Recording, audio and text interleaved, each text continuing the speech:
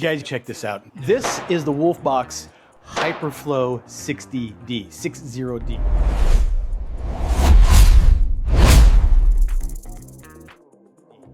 It says it right there, the manual, Hyperflow 60D. You're like, Ken, I know Wolfbox, but aren't they the dash cam guys? Yes, they're the dash cam. They are also the blower guys. They got the little handheld dust blowers and snow blower little thingies. I say little thingies, but they actually put out a great amount of air pressure, which I also have. I have their blower, I have their mirror, I have their dash cam mirror. That's not what we're talking about. We're talking about this guy. And I have an air compressor that is very similar to this. And we're gonna take it and we're gonna test it on my Jeep. I am actually going to go and drop the air pressure in my tires on purpose. And I'm gonna use this guy to bring it back. And this is spectacularly cool. Now, let me tell you what you get in the box. And here's the cool thing about this. This thing, I believe, uses something like 80-something amps. You can't shove a little cigarette lighter in here. That's why you get only this option. You cannot take this and shove it into your cigarette lighter. It will not function. You will blow your fuse, to be honest. This guy right here is meant to connect directly to your battery, or if you have a backup battery or your friend's battery, whatever. But this goes to the battery terminals in your vehicle to actually run this system, because it uses a lot of juice, a lot of power, because this puts out a lot of power and puts out a lot of volume. So I can't even show you the displays and the function, but I'll tell you what it will do. We'll explain. And also, let me also show you this. This is heavy for an air compressor. You do have a light back here, which is great, because once you plug this into your battery, now if you're doing this at night, you got an air pressure issue, here you go. But guys, I want to be very clear. There are the air compressors that you can use to fill up a tire. Hey, I got a low, I got to pull off to the side of the road and fill up a tire. I've got a Jeep Wrangler that has 35-inch tires on it. That little box thing that you plug into your cigarette lighter and plug to your tire is barely going to make a dent, because guys, we know you get on the side of the road and you got traffic passing by you and you got to put air in your tires. You want to do it as quick as possible. Also, this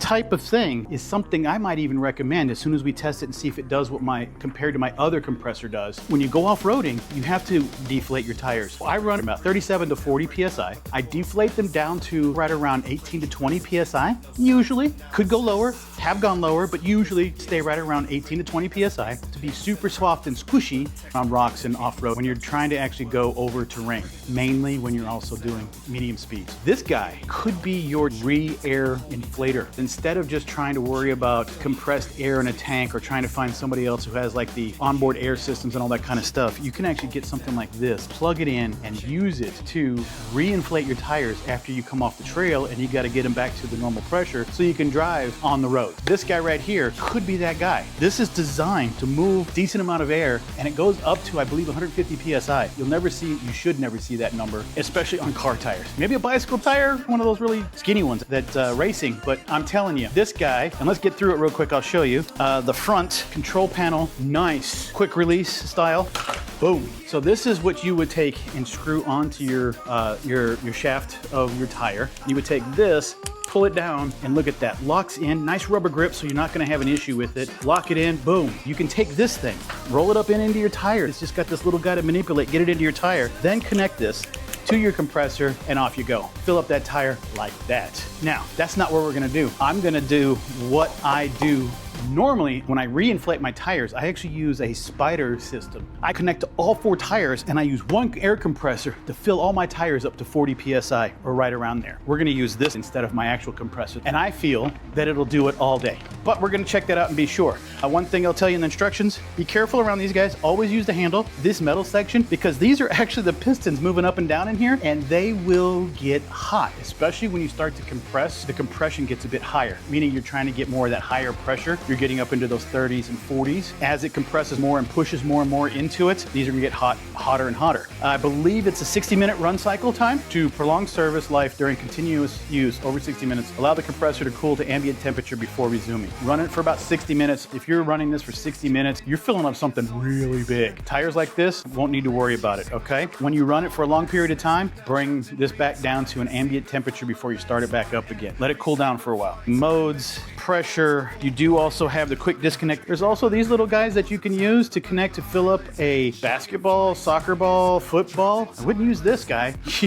I don't know how you control the pressure. Actually, it does have a gauge on there, so maybe you can. You do have these guys that'll fill up your inflatables. This thing will probably knock it out of the park. You have a quick disconnect, but also in the bag, you get another length of hose. And this is Don't know what the length of it is. We'll check here in a few minutes. And yeah, valve nozzle, connect the compressor to the battery using the battery clamps, red to positive, black to negative, red to positive, black to negative, and then start your vehicle engine. Max current 85 amps, rated power at 1080 watts, 60-minute continuous operations at around 40 PSI. My tires maybe go up to 40 PSI. Max pressure is 150 PSI. The sensor accuracy is plus or minus 2 PSI. The power cord length that goes to your battery is 7 feet. Air hose length, 24.4 feet. So straightforward, and auto stop is disabled in manual inflation mode. Yeah. So here's the thing, we're gonna show it to you as well. Once you connect this, it's just like my other compressor. Once you get this, it's gonna tell you what the pressure it reads when it's connected. Then you're also gonna have another place where you can actually make the adjustments to the pressure that you want it to go to. So let's say it's at 20 and you want it to go to 40,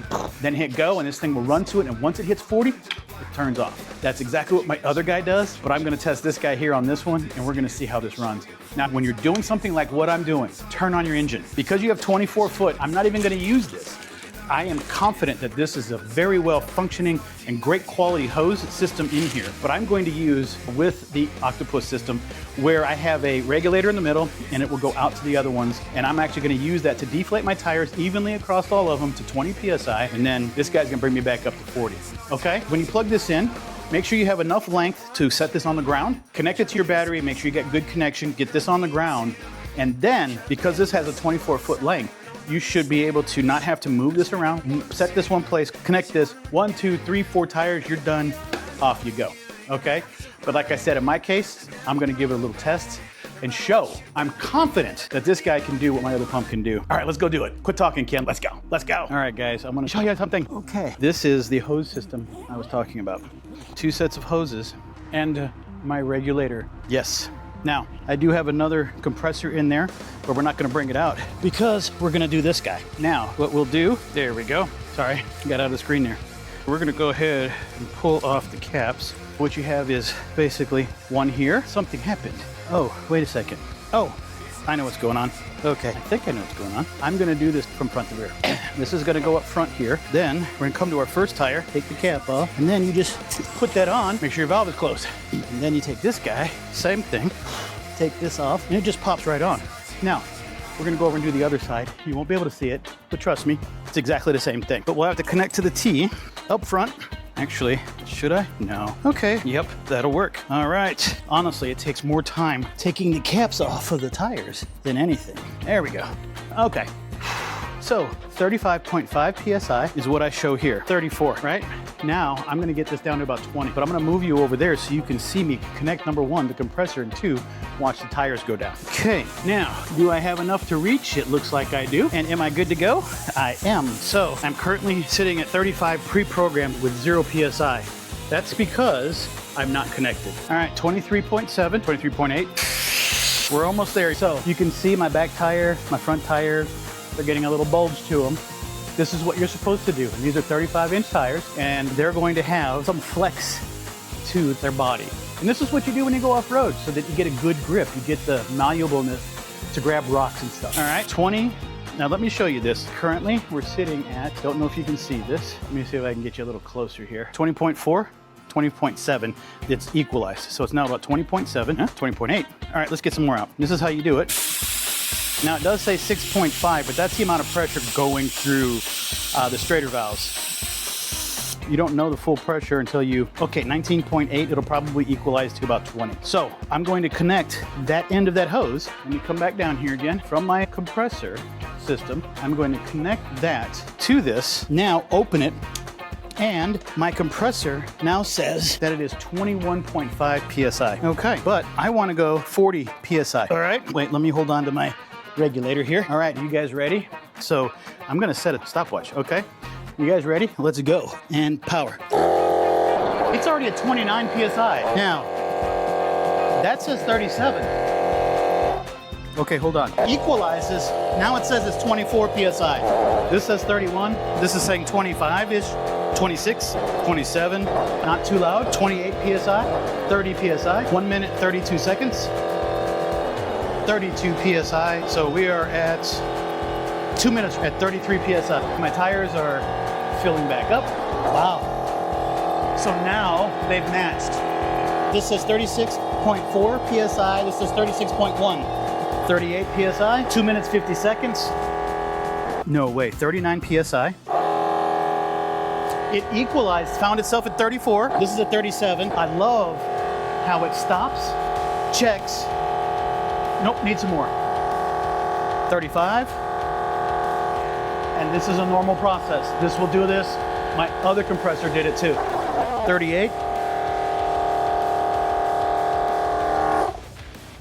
Both are equalized at 39. But it was a little bit off. And of course, the final official test will be turn on the car and see what the pressure sensors say. 39. 40. All right, so accordingly to my system, I am at 40 PSI according to the air compressor. So we're gonna go ahead and turn that off. Press the power button, turn it off. It says that I've set it at 40 and it is at 40, okay? This guy here says, and I will tell you this, be careful. The hoses are warm, but the couplers are hot. This says it's 36.5, but what we're going to do is we're going to, oh, that's hot. Shut that off. Ooh, even that's warm too. Let go of the pressure. 36.4. Now, I'm gonna go ahead and grab you guys with me. All right, just fired up the Jeep. I gotta turn the volume down. There we go, volume down. Now, we're going to cycle through the mode. Actually, I went the wrong way. And currently, with the hoses still connected, it says 38 PSI. Now, when I go driving, they'll warm up. They will be 40 PSI. I want you to look back on what it said. In the book, I told you, plus or minus 2 PSI. So right there, 38 PSI. I always run over to 40 because it will end up being around 38, 39. And that's where I want to be. Technically, my numbers here say 37 PSI. So I always run around 38. So when I run it at 40, the compressor will fill it up to around 38, 39. It's a feel kind of thing. What you want to do is fill these up however you want them to be and then adjust as needed. So let's go take these off because right now the valves are open with the hoses on. So I'm going to go ahead and take the hoses off. Then the PSI will not read the hose air pressure, it'll just be the tire. So let's take those off and let's see what the vehicle says. These are just as simple as they were before. You pull these back and off they go, put your cover on, and you're good to go. That one is done. Funny enough, within the system, it still shows 36 PSI. And as soon as I pull this off, or pull this up, that was all the pressure that was inside the lines, and off these guys go. And as you can see, the compressor now shows 0 PSI. 40 program, 0. And I didn't show you this light. Look at that, you have a light. So you can do some repairs and work while you're filling up at night if you needed to. It's now flashing and off. Take off the battery terminal. There you go. We have completed this cycle. I said those towers were hot. They've cooled off immediately. And final check. That is it. 38 PSI. Okay. The realness of the accuracy is the things in the vehicle, the TPMS readers. Oh, two squirrels fighting. The TPMS sensors also have that plus or minus factor in there. The main intent is that you're right where you need to be. My tires are nice and full, got a nice round to them, not a bulge like we had before. And again, the biggest thing about it though is this guy did it in 3.5 minutes, quieter and faster than my other pump. I'm impressed with this guy. This is actually gonna be my main compressor. It just is. So guys, this is super cool. I hope this was helpful for you. I do appreciate your time, and I'm out.